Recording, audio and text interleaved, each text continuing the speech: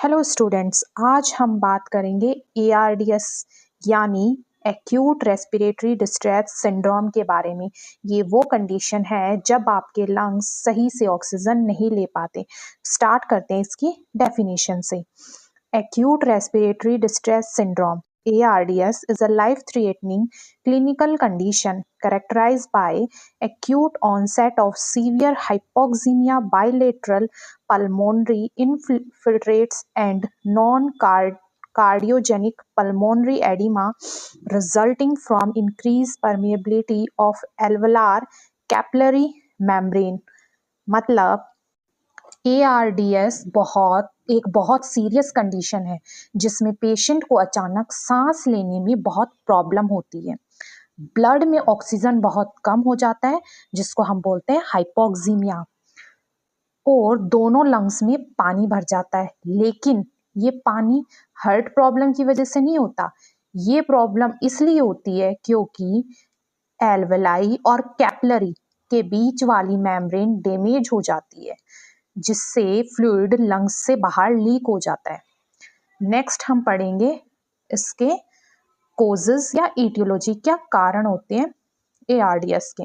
First आता है direct lung injury, मतलब सीधा लंग्स को चोट लगना। इसमें फर्स्ट आता है निमोनिया, लंग्स का इन्फेक्शन जिससे लंग्स डैमेज हो जाते हैं।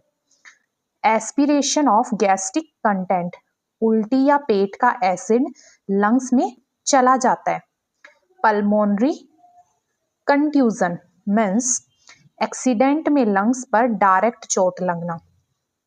Inhalation injury, smoke, toxic gases, आग का धुआं या जहरीली गैसेस सांस के साथ अंदर जाना। नियर ड्रॉविंग मीन्स पानी में डूबते वक्त पानी लंग्स के अंदर चला जाता है। सेकंड है इनडायरेक्ट लंग इंजरी, शरीर की दूसरी प्रॉब्लम से लंग्स डैमेज, मतलब बॉडी में कोई और दिक्कत हुई है और उसकी वजह से लंग्स डैमेज हो गई। तो फर्स्ट आता है अपना सेप्सिस, ये मोस्ट इंपॉर्टेंट कोज भी है, पूरी बॉडी का सीवियर इन्फेक्शन। सेकंड है शॉक, जब बीपी बहुत कम हो जाता है। सीवियर ट्रॉमा, बहुत ज्यादा चोट लगना, रोड एक्सीडेंट या गिर जाना। एक्यूट पैनक्रेटाइटिस, मतलब पैनक्रियाज की सीवियर सूजन। नेक्स्ट आता है massive blood transfusion, TRALI, transfusion related acute lung injury, मतलब ज्यादा ब्लड चढ़ने से लंग्स का रिएक्शन होना, मतलब चढ़ने से मतलब ज्यादा ब्लड उनको लगाने से लंग्स के अंदर रिएक्शन हो जाता है।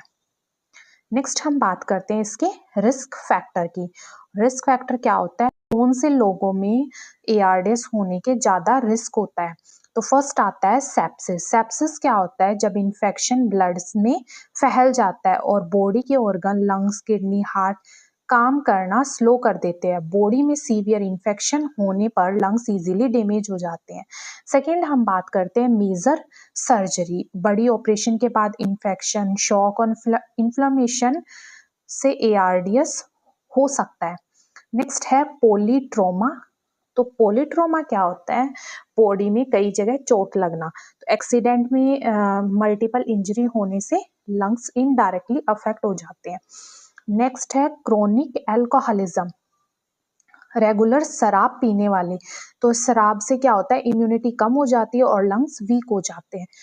एडवांस एज, मतलब बुजुर्ग जो लोग होते हैं, तो एज बढ़ने पर लंग्स और इम्यूनिटी दोनों कमजोर हो जाती है। लास्ट आता है अपना स्मोकिंग। स्मोकिंग से लंग्स पहले से डैमेज होते हैं, इसीलिए ARDS का रिस्क ज्यादा होता है। नेक्स्ट हम बात करते हैं इसकी क्लिनिकल फीचर्स के बारे में। तो फर्स्ट आता है सीवियर डिस्पेनिया, इसका मतलब होता है बहुत ज्यादा सांस की दिक्कत। नेक्स्ट है टैकीपीनिया, तेज सांस चलना। रिफैक्टरी हाइपोक्सीमिया, मतलब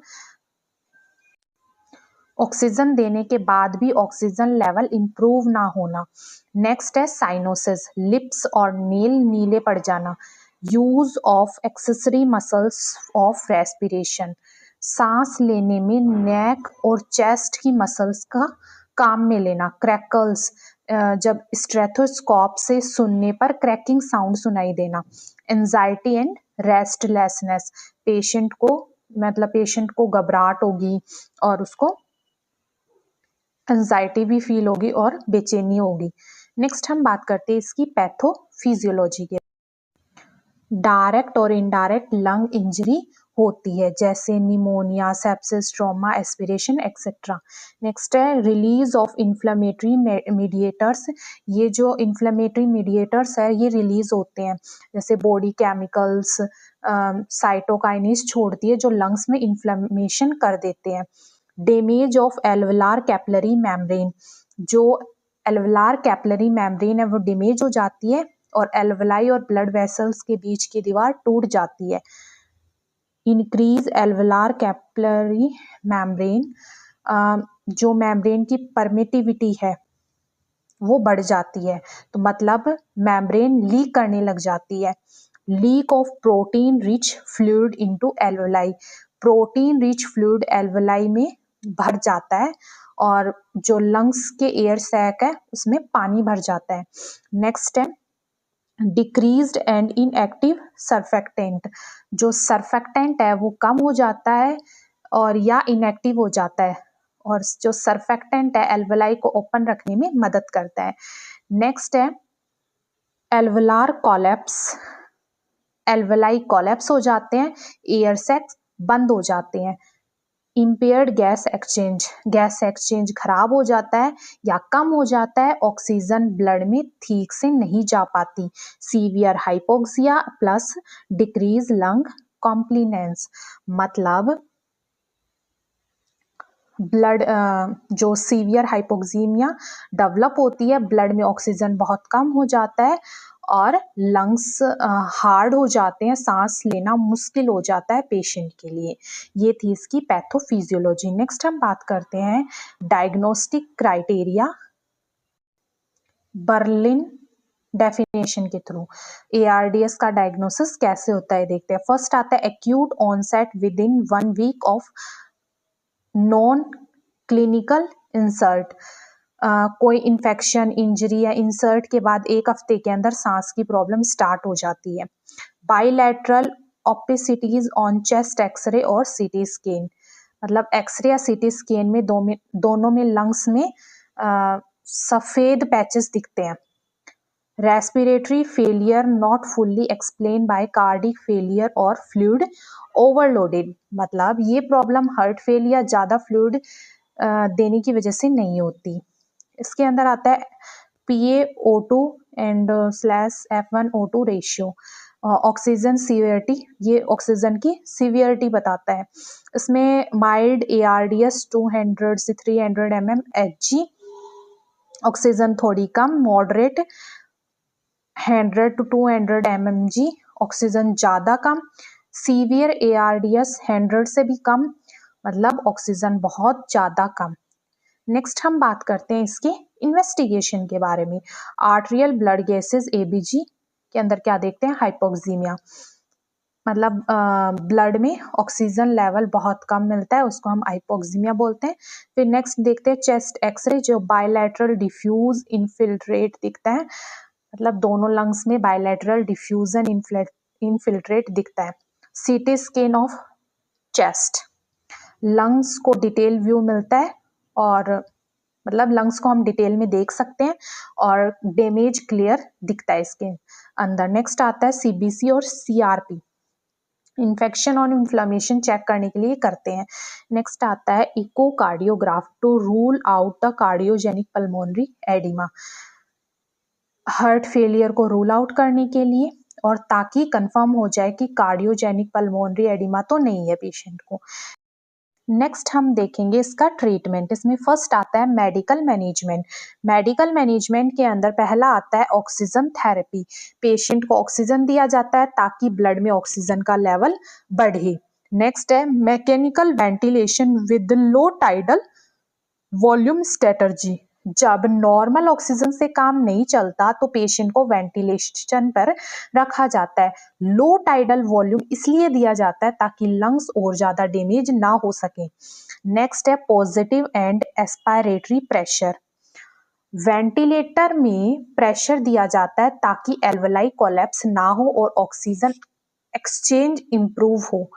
नेक्स्ट है कंजर्वेटिव फ्लूइड मैनेजमेंट। पेशेंट को ज्यादा फ्लूइड नहीं देते क्योंकि फ्लूइड से लंग्स में पानी भर जाता है। नेक्स्ट आता है antibiotics. If infection suspended or confirmed, अगर इन्फेक्शन या सेप्सिस का डाउट हो तो एंटीबायोटिक्स दिए जाते हैं। नेक्स्ट आता है सेडेशन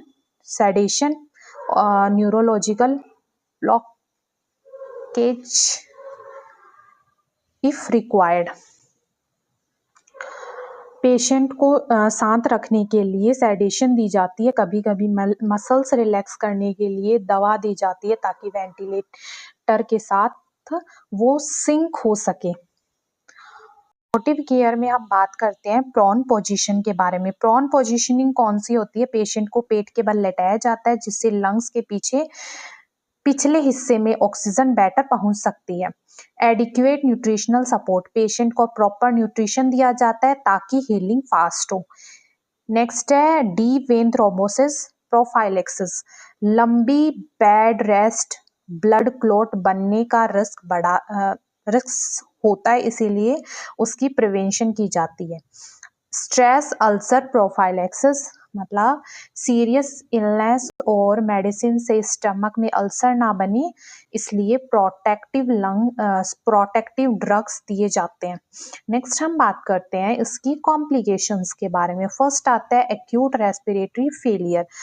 इसका मतलब होता है लंग्स बिल्कुल काम करना बंद कर देते हैं। नेक्स्ट है वेंटिलेटर एसोसिएट निमोनिया। वेंटिलेटर पर रखने से न्यू इन्फेक्शन हो सकता है। बारोट्रोमा निमोथोरेक्स, वेंटिलेटर के प्रेशर से लंग्स फट सकता है और हवा बाहर भर सकती है। Multi organ dysfunction syndrome, lungs के बाद किडनी, हार्ट, लीवर ये सब भी फेल हो सकते हैं। लास्ट आता है डेथ। सीवियर केसेस में पेशेंट की डेथ भी हो सकती है। At last nursing management, continuous monitoring of SpO2, ABG and vital sign. Continuous ये सब चीज़ें देखनी चाहिए। मेंटेन एयरवे पेटेंसी, पेशेंट की जो एयरवे पेटेंसी है उसको मेंटेन करना चाहिए। Proper ventilator care and suctioning, positioning, prone positioning if included, ये सब नर्सिंग रिस्पॉन्सिबिलिटीज होती है। मॉनिटर इनटेक और आउटपुट एंड फ्लूइड बैलेंस, ये सब एक नर्स को चेक करना चाहिए। Strict infection prevention measure, provide psychological support to patient and family. Psychological support provide करना चाहिए पेशेंट को और उसकी फैमिली को। Thank you. अगर आपको ये वीडियो हेल्पफुल लगी हो please like share and subscribe.